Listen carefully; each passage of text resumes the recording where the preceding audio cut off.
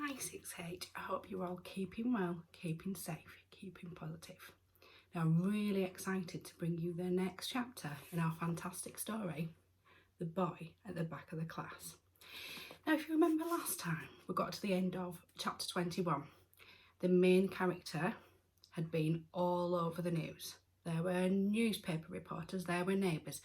Everybody was desperate to find out the story. Was the main character a terrorist? Or, as we know, were they trying to save someone's life? Chapter 22. Worldwide Whispers. Instead of going to work the next morning, Mum decided to walk to the bus stop with me.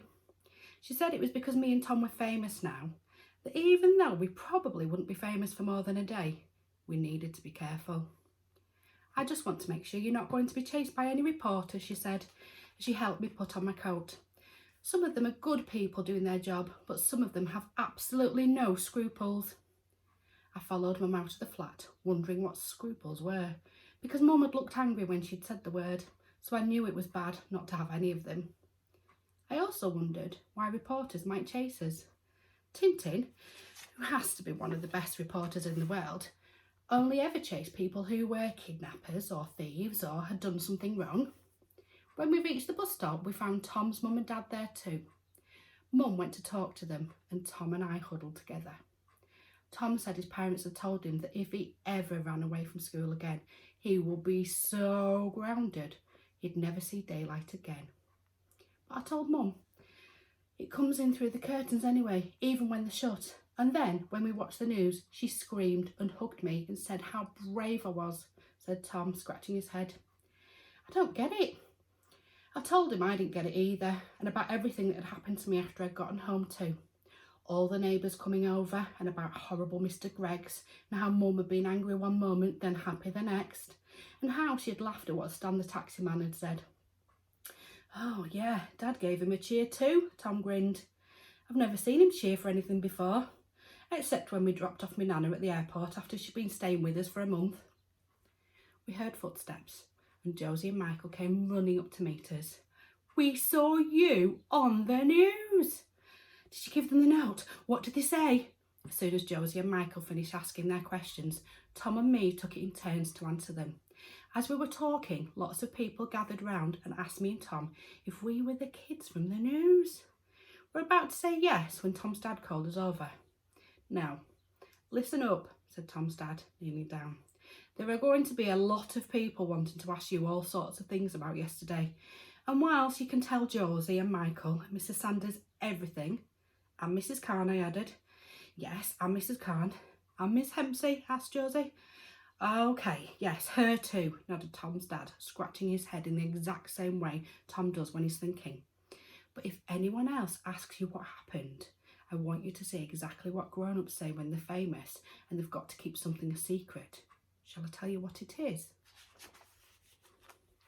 We all nodded and looked at each other excitedly. Famous grown-ups always say, no comment, when they want to keep something a secret, continued Tom's father. And that's what I want you to do. Let's all give it a practice right now then. Tom, you go first. No comment, said Tom, thrusting his nose in the air. No comment, said Josie, grinning. No comment, said Michael seriously. No comment, I said loudly. Good, said Mum. Now, if anyone asks why you went to Buckingham Palace, or what the police said to you, or anything about yesterday, you say, no comment, we all shouted, making all the people at the bus stop look over at us. My mum and Tom's mum and dad all smiled. Now, there's a promise we want you all to make too. We want you to promise us that you won't look at any newspapers today. We all looked at each other, frowning a little, but nodded. Promise, asked Tom's mum. Not a single newspaper. We promised, we all said, although I could see Josie had her fingers crossed behind her back. Excellent, said Tom's dad, giving us all a thumbs up. Now, we've spoken to Mrs. Sanders this morning, said Tom's mum, and the teacher, probably Mrs. Sanders herself, will be greeting you at the gates to make sure you don't get hounded by the odd reporter or two. You was taken straight to her office because she needs to have a few words with you all before lessons start. Oh no, cried out Michael. Are we all in trouble? Are my parents going to find out? It'll be fine, son, said Tom's dad, patting Michael on the back. Promise? Now, go on, have a good day, said Mum, as our bus came to a loud hissing stop in front of us. And we'll see you tonight. You're all to come straight home, she shouted. We all nodded and waved and ran up to the top of the deck as usual. The other passengers looked at me and Tom with a frown before looking at their newspapers and then looking back at us again. We hurried past and sat together in a little huddle. In whispers, Josie and Michael told us about their day yesterday. It had been exciting too. Josie said she'd had to make up a story involving a Chinese takeaway and endless buckets of puke to get Mrs. Khan to believe I was sick, but would be back the next day. And Michael had pretended to lose his voice so that he didn't have to say anything to Mrs. Khan when she asked him where Tom was. But of course, he had kept forgetting that he was meant to have lost his voice, so Josie had to kick him lots of times to make him remember. And then, when the police had rung to tell Mrs. Sanders what had happened, she had come and taken them both out of the class and made her tell them everything. Did Mrs. Sanders say anything about giving us detention? Asked Tom. Josie and Michael shook their heads. But Mrs. Khan seemed upset, said Josie, looking down. I feel really bad for lying to her. Me too, said Michael. Maybe we should make her a card, said Josie. Yeah, and I've still got some of the Queen's biscuits left over. We can give her those for a tea too, said Tom.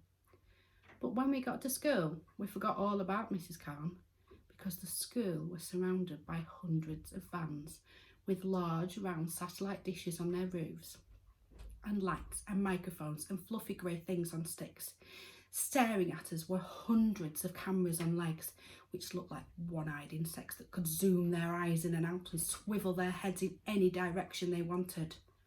And all of them had lots of people bobbing up and down behind them. As we walked towards the gates, a woman suddenly cried out, "There they are!"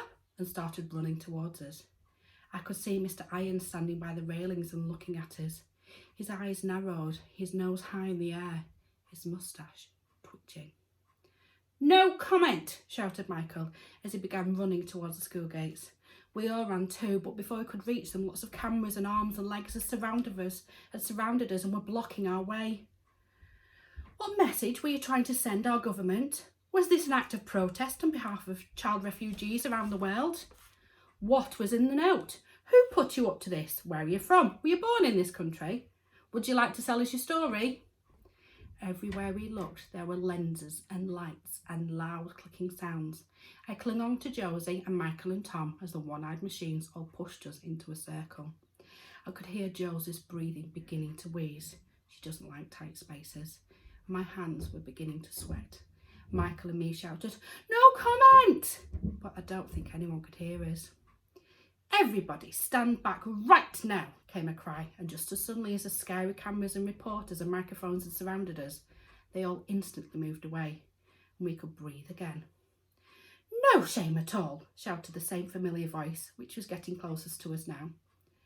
"How dare you harass my kids?" We saw Mrs. Sanders pushing past the cameras like a red-faced bull and reaching out her hand to us. "Stay off school property, and if I see anyone near these kids again, I'll be calling the police and the Queen's Guards." Grabbing my hand, Mrs. Sanders stormed back in through the school gates, pulling us like the trailing tail of a kite behind her. She stopped briefly in front of Mr. Irons, who was now standing by the school doors. "Mr. Irons, you were specifically instructed to wait and bring these children in safely. Where were you?" Mr. Irons gave us all a cold stare, his nose deadly quiet. "I'm afraid I didn't see them," he said, his eyes narrowing even more and his moustache getting touchier. "You didn't see them? Stay here, I'll speak to you later." Throwing open the school doors, Mrs. Sanders led us in and stopped to look down at us properly. She was angrier than I'd ever seen her, and her whole face was the colour of an extra bright pink peach. "Are you all okay?" she asked. Her voice was back to a normal volume now, but it was shaky. We all nodded, too stunned to say anything. "Anyone hurt?" We shook our heads. "Good. Now all of you to go straight upstairs to my office, she ordered, looking over glasses at us. You'll find Mrs. Khan already there, along with Ahmet and his foster mum, Miss Hemsey, and 2 police officers who want to have a quick word. I'll be up in just a minute. I need a word with Mr. Irons. And waving us along, she hurried back outside. I think there are 2 types of being scared in the world. The first type is when you do something wrong, like breaking your mum's favourite vase by accident and you're scared of her finding out. But at the same time, because she's your mum, you know that deep down she won't ever punish you too horribly, because she knows that accidents happen. But then there's another type of scared. It's when something you never ever thought would happen suddenly does. And the idea of it is so awful that you want to run away. I only ever felt this type of scared once before. And that was when I saw Mum standing in the hospital corridor crying, and I knew right away that something bad had happened to my dad. I was feeling that second type of scared again now. It made me want to be sick all over the floor. I had never thought that the greatest idea in the world would get us into trouble with the police. And I never ever imagined it would get Ahmet into trouble too. I didn't want him to feel angry at us. But what if he hated us for not telling him our plan? And for the news people knowing about him even though we hadn't meant them to? Come on, said Josie, putting an arm over my shoulder. And together we all walked in silence up to Mrs. Sanders' office. I took a deep breath and, fearing the worst, opened the door. But instead of angry stares and shaking heads, we found everyone smiling at us. Mrs. Khan ran up and gave us all a hug, so did Miss Hemsey, and Ahmet looked at us with his wide lion eyes, gave us a small wave. His foster mum was holding her hands to her lips as if she was praying and kept saying, "You dear children," and there were 2 police officers standing near the door. But they didn't look angry either, and just nodded and smiled at us. "Come and sit down," said Mrs. Khan, leading us to 4 chairs that had been squeezed in front of Mrs. Sanders' desk.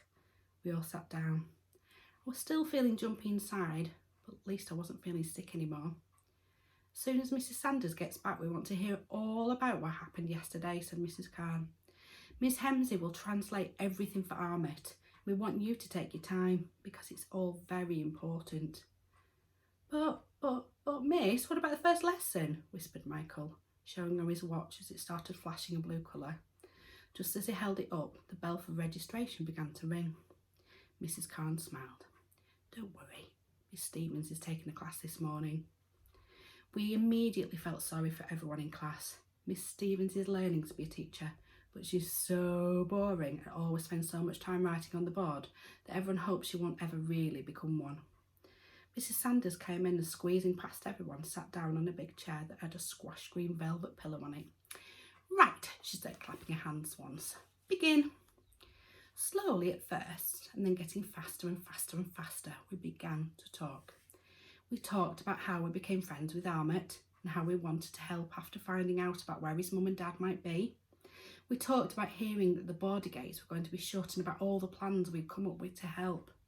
I could see Miss Hemsey explaining everything to Ahmet as we went, and his eyes getting wider and wider. But it wasn't until I got my exercise book out and showed everyone the greatest idea in the world and the emergency plan that he jumped from his seat and came to stand next to me.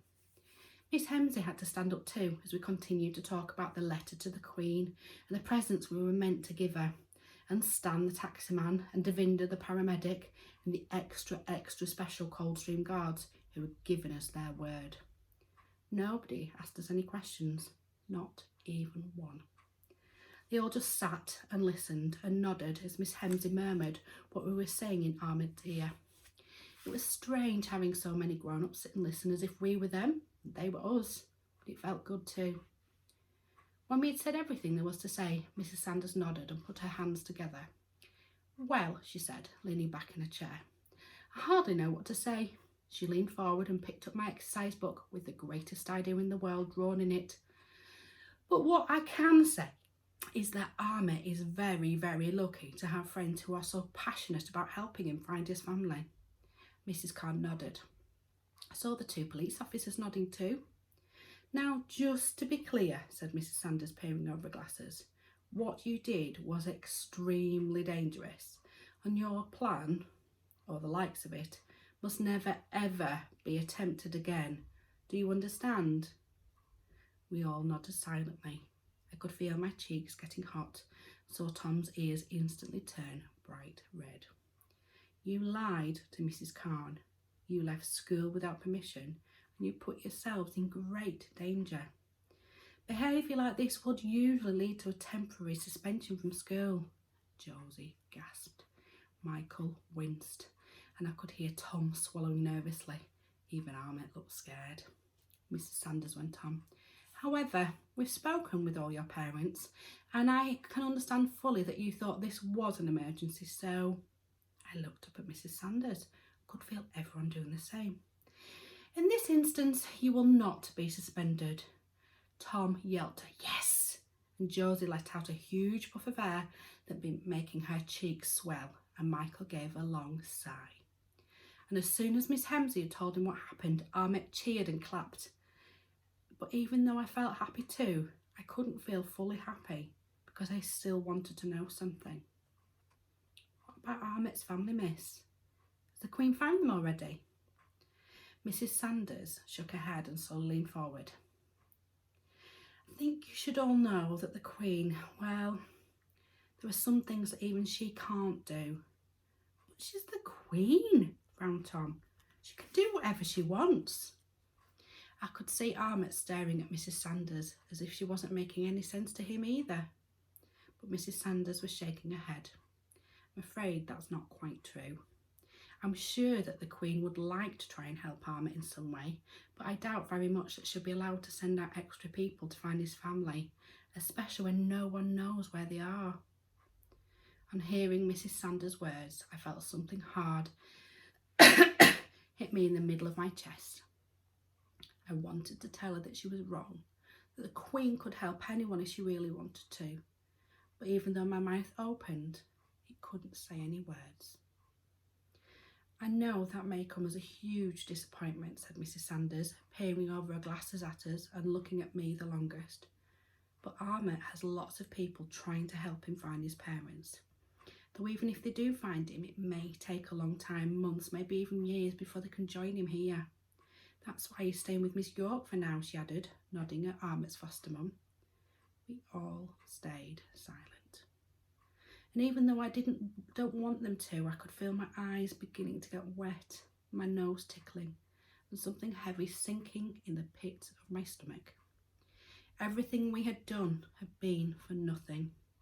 And the greatest idea in the world was really the stupidest idea in the world. In fact, it was probably the stupidest idea in the whole universe, and I knew that everyone was thinking it too. Now, said Mrs. Sanders kindly, I want to show you something. She took a newspaper from out of her bag and laid it on the desk in front of us. I looked over at Michael and Tom and Josie, but I think they must have all forgotten about the promise we made, because they immediately started to read the paper. So I wiped my eyes and looked at it too. I knew that it had to be okay to break a promise to your mum if your head teacher was telling you to. A huge headline stared up at us from the front page, and alongside it was a blurry image of me running up to one of the Queen's guards with Tom behind me. I could tell it was me because of my bright blue rucksack, but I couldn't see my face properly at all.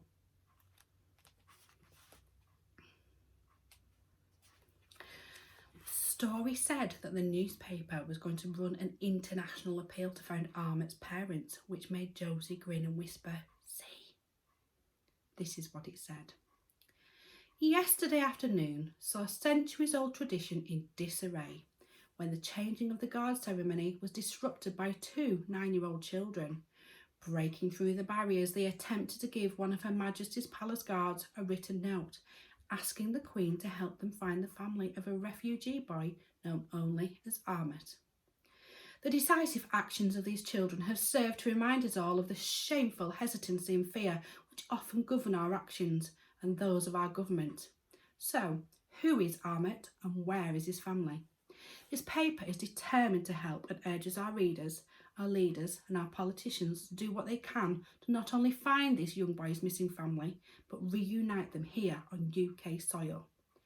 Perhaps it is the actions of these children which will inspire political bodies across the world to finally heed the plight of refugee children everywhere. A fitting testament indeed to a young boy whose story we have yet to learn, made infamous by a daring act of true friendship. We appeal to all of you not to let the brave actions of these children be in vain. Help us to find Ahmet's family. After she'd finished, Mrs. Khan put the paper down and looked at us with her eyes raised. So, you see, she said, clapping her hands together and placing them under her chin, all is not lost. Even if the Queen can't do as much as she'd like to, there's a whole world of people who are whispering Ahmet's name and trying to think of how to help him instead. Later that morning, as I sat in lessons, I thought about what Mrs. Sanders had said. I thought about the worldwide whispers being whispered right at that very moment, and wondered how long it would take for all of them to reach the Bordergate people, and Ahmet's mum and dad too. I never thought about how loud a whisper can be, if there's lots of them. So all that day I whispered, "Help Ahmet," out loud too, whenever I could. So did Tom and Michael and Josie, and whenever we did it together, our whispers made us sound like an ocean. Well, that was an exciting chapter, wasn't it? 6-8. I hope you enjoyed that. And we will carry on our story next week with chapter 23, Brendan the Bully and the breaking news.